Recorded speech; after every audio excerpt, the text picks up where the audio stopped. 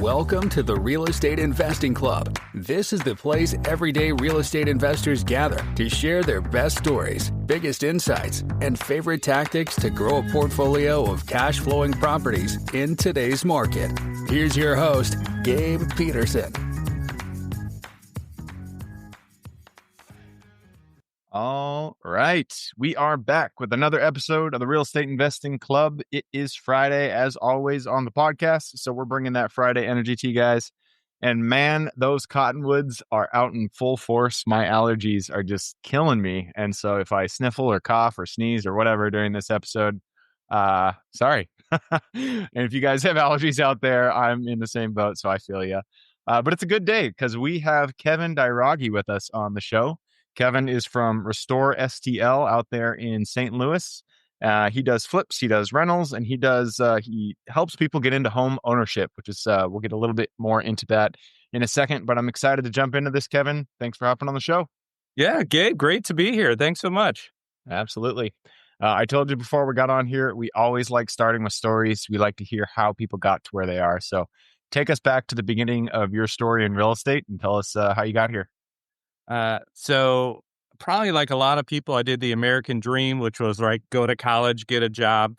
So I did that. I'm actually an engineer by schooling. I don't use it at all. Like it was kind of a waste of our resources. But anyway, I got that job. I got the piece of paper, and I just wasn't satisfied. Right. So I don't know if you have ever you had a corporate job.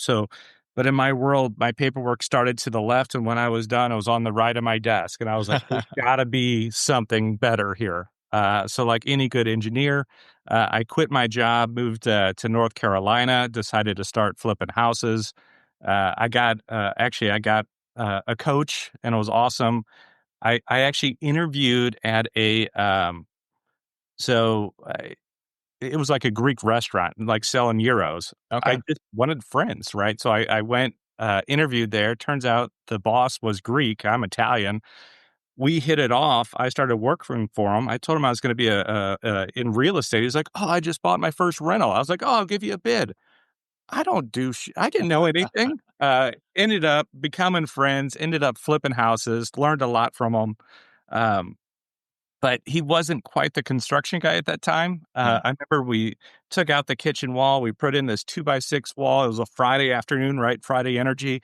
We're high-fiving. We're like, yeah, this is awesome.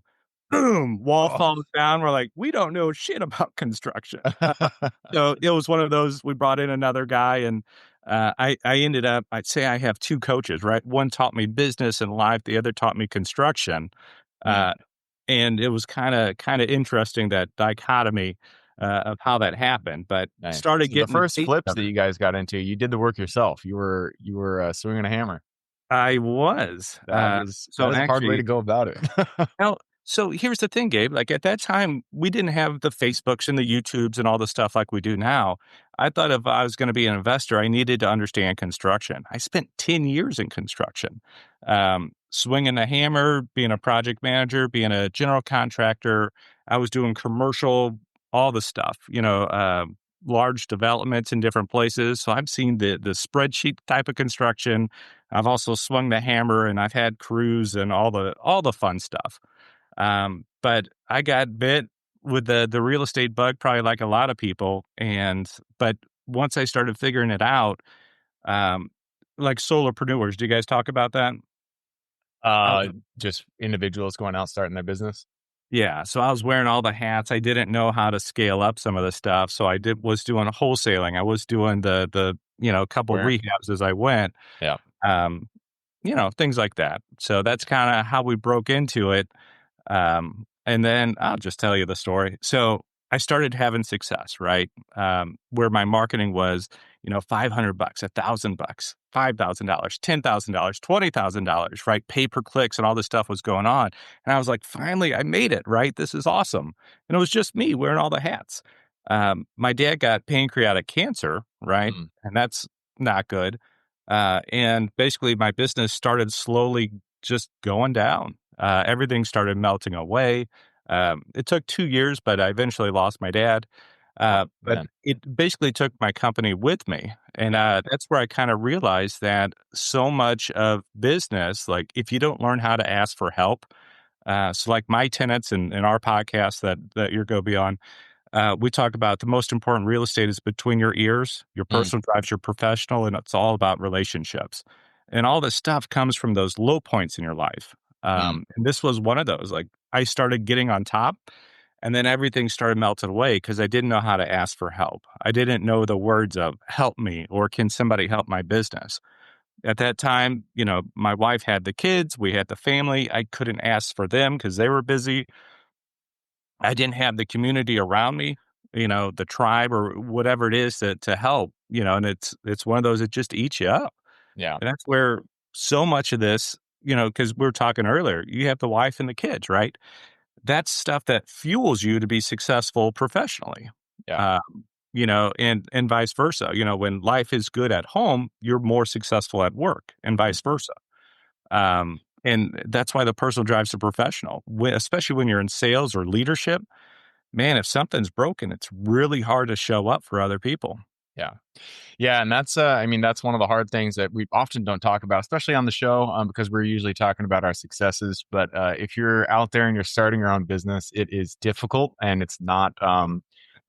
You should never go into it expecting everything to go the way you want it to. Things are always going to go wrong, and you just got to keep going. But having that community around you, your family, your friends, that's what will give you the energy, give you the ability to keep going, to putting one foot in front of the other. So I like that you brought that up because you're right. It's not always roses in real estate. Things go wrong all the time, and things will continue to go wrong all the time. But that's what friends and family are for, and being able to reach out and ask for help is definitely important.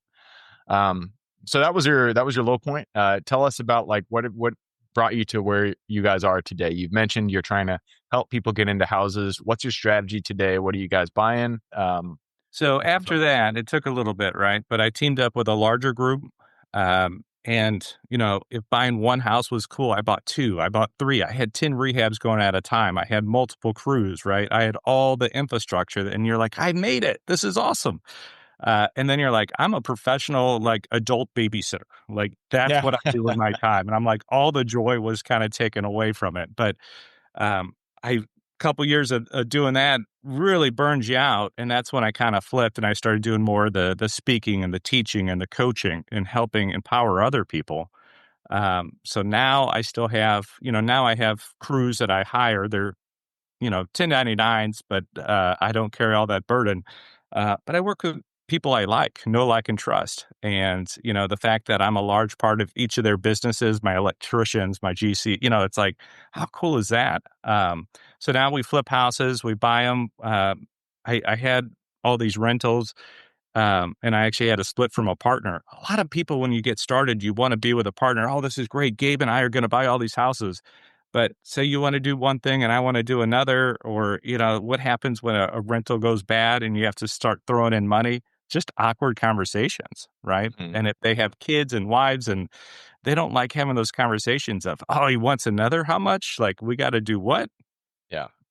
So now, I do everything kind of by myself or strategic relationships, right? Um, but when I got started, I really believed in home ownership, right? Mm, So Restore STL, which is my company, I believe you do that by creating a home ownership. So now I'm focusing on affordable housing. I don't know the prices where you're at, but I'm sure they're crazy for us. Affordable here is 250 and less, right? that's pretty affordable. For yeah. So, but here, like we have a lot of houses in the Midwest, especially St. Louis. I mean, that are about 75,000 or $100,000, Mm, and that's why a lot of outside investors are buying in St. Louis, right? Because I have some of my properties I bought for $45,000, and they're paying me $1,000 rent, and they're nice neighborhoods, right? So that's what the Midwest has a lot of interest in, right? Single family houses like this. So I have, some paid off rentals and it's great, but I'm like, I really want, like you've heard of Ferguson, right? All the issues that have happened. That's all St. Louis, right? But sorry, the main, Ferguson? yeah, didn't you know about that? No, I haven't heard. Well, we don't need to get into All the national politics riots or and whatever stuff it that is. that was going on here. Oh, no, you don't know That one. Yeah. Back that? in a long Yeah. time ago. Right. Uh, so that was, that's, in the North County here in St. Louis. Got it. But there's a lot of this stuff, and I think a lot of that stuff happens when people don't have a claim to the city, right? They don't have Yeah. ownership. Yep. And that's where it's like, man, I really want people to get back to that grumpy old man, like, get off my grass, kids. Like sometimes that's what you need. Grandma or grandpa sitting on the rocking chair yelling at the neighbors, like sometimes you need that to stabilize neighborhoods. So that's kind of what I'm being able to create and do. I was looking at my portfolio. I'm like, man, here I own these things, but I really want these people to own their own house, Yeah. so I'm creating, it's a program called like the community loans, community programs that some of the banks, actually, they're required to do. They have to have certain loans for certain people or qualifications or lower income. Okay. Uh, Otherwise, they have to pay a fine. So they put money into this world, which can be really profitable for banks. So we're end up making homeowners out of some of these houses that would traditionally be renters, right? So for us, think of the off-market world that we're able to connect to a retail buyer. So we are able to capture a pretty decent spread, and we're able to create home ownership and help, create all these jobs along the way and utilize this program. So So it feels are you just great. talking about rent to own, that kind of strategy? No? Nope, these are real loans from banks, not lease options, not owner financing. Those are good tools, right, to do this, but this is actually helping them become qualified to buy with a traditional 30-year loan. Interesting. Okay. And how does it differ from your traditional, conventional loan? Is it lower down payment? There's Yeah. already programs like the FHA program, which allows you Mhm. to buy, I think, Yeah. 5% down or something like that.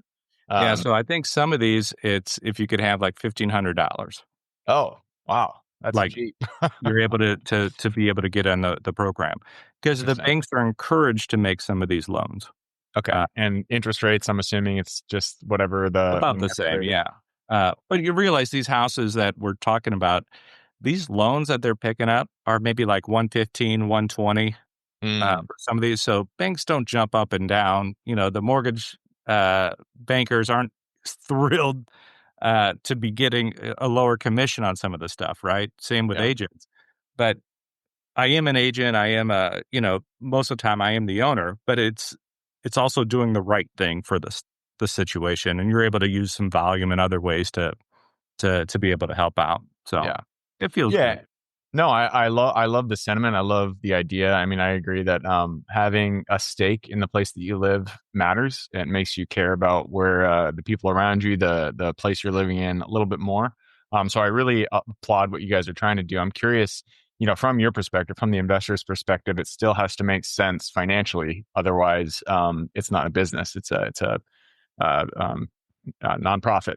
So you are a business, you're running for a profit. How does this work? Are you buying the properties with cash and then selling them with these loan programs for a little bit more than you bought it, or where does the No, business you have to still make reasonable spreads. So we use private lenders.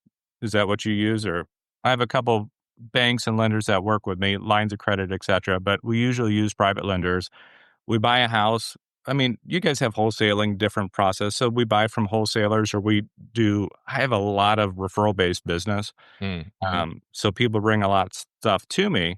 And then kind of being networked in this area for like 15, 20 years, you tend to know people, right? And Yeah. you try to be that good guy. So people, you know, uh, we bought one for 45, right?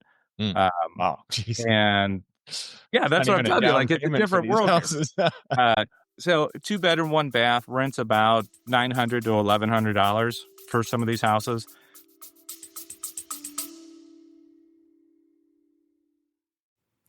Before we continue on with today's guest, I want to tell you guys about a community I'm launching on School to help investors like yourself grow your own portfolio.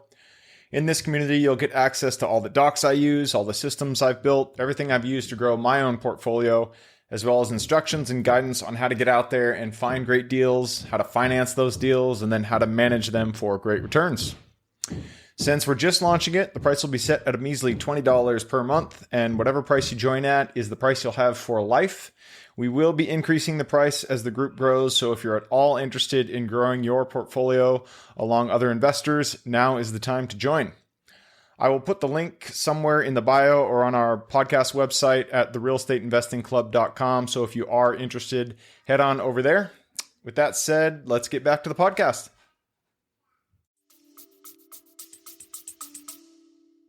That's Again, almost too. why That's crazy. people buy houses in St. Louis. So I'm able to buy these, right? And then I could turn around and sell them for $115, $120, Oh, right? okay. And it needs maybe 10 grand, put in a new roof or clean the house up. You don't have to overdo these houses, right? Okay. Because they're just so thrilled to be able to own a house. Yeah. Okay. So you're it's more like you're flipping houses in the workforce housing sector, and then you're using loan programs that allow people to get into them for a lower down payment. So if you had a database of retail buyers and you're playing in rental worlds, that's kind of, you're solving the problem backwards. Nice. I like it. Have all these people that want a house, right, who didn't think they could qualify, and now we're able to come in and connect the dots and feel pretty good about it. Very cool. I love it. So I always like to talk a little bit about systems. You've mentioned that you started off with one, and then you got to the point where you had 10 houses that you're flipping at once. What are some of the systems that you've implemented to allow you to scale to where you are today? So it's funny. So ex-engineer, you think I'm like super techie and all this stuff. That's not my world. Processes and flows and stuff like that. Like my first, I don't know how you started, right? But man, it was a notebook. It was writing it down, and then it was Excel sheets, and now I'm all Google stuff. But it's one of those like, now we use certain programs and whatnot. But man, finding somebody who can do the programs behind it is so key. I got a guy now who's coming in. We're putting out our new website. Now everything is AI backed and bots. And man, if you're not getting into some of this new technology, you're gonna get passed up. Have you embraced any of this yet? I have an AI answering service that for our calls, and it'll book calls right onto our calendar, and we don't even have to take them. It's crazy. Isn't it AI? I'm a huge fan of what's happening. I'm trying to be on the cutting edge of it and understand everything that's happening. It's pretty cool. I like the cutting edge side. I just don't want to be passed up. I think there's going to be some companies that, you'll still get the referrals or some of those things, but man, if you're not, talk about, it's not even fishing anymore. You're just pushing the fish towards, and people could get answers to questions. They get to know your voice, right? How you sound or how you answer. There's some bots who think they're real people, like talking it's like, wow, that is kind of silly. Yeah. But I'm still a huge fan of the personal touch. Like that's my world. We were talking about this earlier about the conversations and stuff like that. Like here locally, like we have RIAs and meetups, probably just like you do. But man, I'm the hugger. So even the people, I was just at a bourbon tasting last night, and it was one of those like, oh, yeah, my husband told me you're going to hug me. So here we go. Like, here's like, bring it on. Let's do this. Being Italian, you hug when you meet, you hug when you leave, that's just how you do it. So. No, I like that. I've got, a friend who has a big Mexican family, and they're all that way. I'm Norwegian, so we're the exact opposite, but I do love I love the hugging. It's pretty great. All right. Well, hey man, find your niche, right? Find what would make sense for everybody. Yeah, there you go. All right. I just took a peek at the clock. It looks like we have run it down, so it's time to jump into the quick question round. Are you ready? Sure. Let's go. All right. Starts out with education. Could be any form. Could be a conference you've gone to, mentorship program you've been a part of, movie you've seen, book you've read, anything. I need 2 recommendations, one for general life wisdom and then one for real estate. General life wisdom. So I'm a huge fan of, actually it's right here. Oh, he's getting the book. So, well, my thing is here. So I'm a huge fan of this book, David and Goliath by Malcolm Gladwell. In our world, there's a lot of the iBuyers or the big people are out there, but man, how can you be the David, right? being small but still out nimble and out to beat the big Goliaths that are out there. So overcoming those strategies and doing that. Love that book. I listen to it probably a couple times every year just to make sure I'm kind of remembering how to be me and successful at that. For real estate, so I happen to be a speaker at it, but the Gateway to Freedom Conference here in St. Louis, Rich Groves puts it on. You're talking about some A caliber people, investors out there, and the conference is only like a couple $100.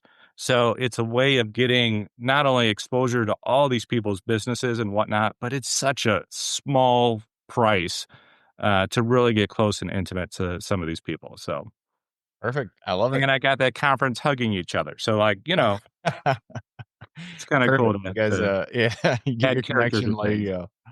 go. And I like the Malcolm Gladwell reference. I'm tripping over my words here. Have you read it? But I love his books. He is really good. I love his writing style, really engaging. And the David Because he does the pro and then he does the opposite and then he lets you decide. It's like, oh man, I love it. So pretty good. big fan. All right, next question is for your younger self. Let's go back to the Kevin who was still an engineer so many years ago. Go back to him, look him in the eye, give him one piece of advice moving forward. Don't be so prideful. You may not get it now, but I used to be a little punk kid. I thought I knew everything when I was 18. You know what I mean? Like all this stuff. And I wish I would have listened and got into real estate sooner. I wish I would have got.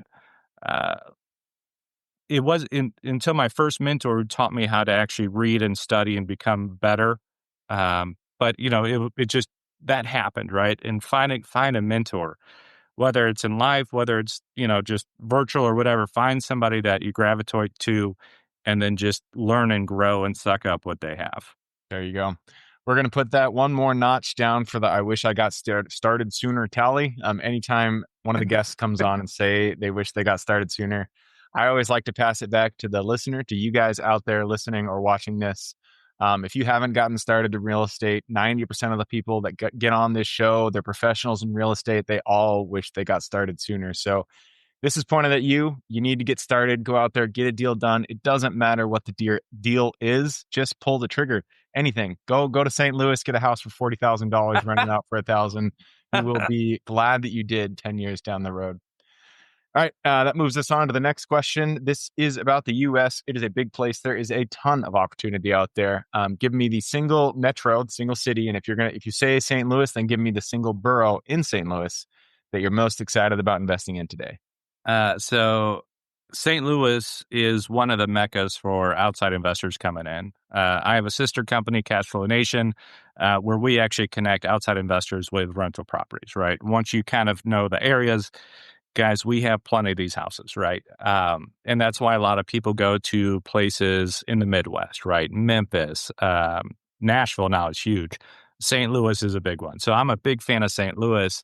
So I'm selling off all my North County stuff. I live on the South Side, and I'm actually now focusing on South City. We have city and county. We have a weird kind of relationship. I think we have like 93, 98 municipalities inside St. Louis. So everyone has their own codes and rules, and it's like a freaking puzzle piece, right? Yeah. But I like this little section of South City. You could buy some 2-1s, you could buy some 3-1s, some multifamilies. There's a whole bunch of brick houses there. You could buy them up, rent's good, and you feel pretty good about yourself. All right, perfect. Next question is about finding deals. It all starts with getting in contact with the seller and penning that purchase agreement. So what's your favorite way to generate leads and find new deals? Honestly, I have one of the things I coach about is building a referral-based business, right? Anybody you've ever dealt with, just don't be a douchebag. Just, whether you get the deal or not, have you read the book Raving Fans? I've heard of it. It's been recommended, but I have not actually read it myself. Okay, well, I mean, it's easy to figure out, right? Raven fans. I do something so good that person just becomes my mouthpiece, right? I don't need to get a billboard when Gabe is running around going, oh my gosh, this guy's great. You need to work with him. Like how can I have more of those? And honestly, in the world of technology and efficient versus effective, right? Those are different conversations. I could send out so many text blasts or emails, But if they're not being read or they look generic, how effective is that? Mm. Compared to if I call you, like you pick up and it's like, hey man, how you doing? One of my biggest recommendations for my students is you call 2 friends a day, like in your phone book, and you're not saying, hey, Gabe, who do you know that's looking at buying or selling in the next few, it's not that script. It's, how you doing, man? How's the wife? How's the kids? How's life? What can I help you with?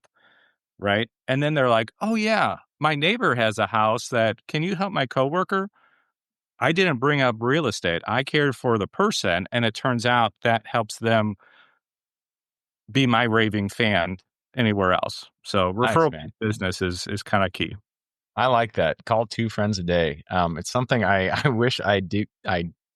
I wish I would do that. I'm probably not going to do it, but I recommend it if I understand why you would do that. And I bet really good things can come from that. Even calling 1 friend a day would be a good goal. I feel like in today's society, we're a little bit too disconnected. We live too far away from our friends. We were meant to grow up in small knit communities, and that's not what we're doing. And so, pick your phone up, get somebody on the phone. That'll bring society closer together. Gonna get off my soapbox for now and move us on to the next question. This is about lessons learned. Not every deal that we get into goes the way we expect it. In fact, many times things go wrong, but that's when we get to learn a lesson. So, what was a deal that went a little sideways for you, and then what was the lesson you pulled from it? Oh, geez, it's a whole swoosh of these, right? But it's one of those when you're working. I got into the volume game, right? And it was awesome, but it also burns you out. Hmm. And I lost my love of real estate for a while. And it wasn't until a deal fell in my lap, referral based, right? Where I helped this guy's friend, family died. And anyway, I get this house and it kind of brought the love back. I was able to bring this family, obviously some closure, some peace, take a broken house and make it into a new homeowner. But yeah, I've rehabbed over 100 houses, right? And I really found out I was rehabbing myself in the process. Hmm. And it's there's a whole healing process that comes through seeing something, just keep moving. When going to a closing with a check sucks, those days suck, but don't stop. You got to keep moving, right? Because there's the next deal. It's the next deal. And you Yep. can't lie. And your rehabs and your flips, don't lie. I remember one of my contractors, who's not a contractor for me anymore, but we were doing a sink, right? A little vanity. And he's like, hey, Kevin, I pulled it out and it looks like they were using a vacuum hose for the drain in the wall. And they just taped it up, but I just slid it back like I never saw it. So you're good.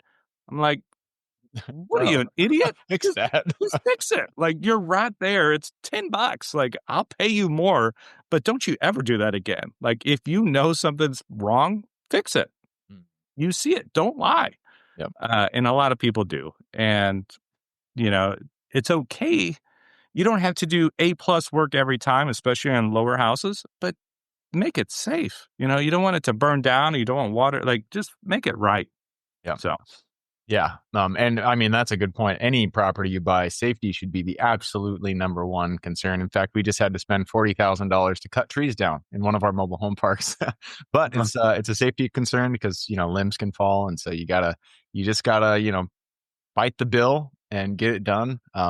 It's the right thing to do. And it's also the best thing financially for you to do. So good. Yeah. Glad to bring that up. I also like that you mentioned just keep moving. Things are going to go wrong. You're going to get hit in the face. You're going to want to stop. You're going to feel low energy. You're going to feel like you don't want to continue, but that's not what you need to do. Just keep moving. Just put one foot in front of the other. There's going to be highs. There's going to be lows. And over the course of time, it's going to be a slow trajectory up, but while you're in it, it's hard. Just keep moving. All right. That brings us to the last question. This is for the listeners. You've given us a lot to think about. I'm sure people want to reach out, get in contact with you.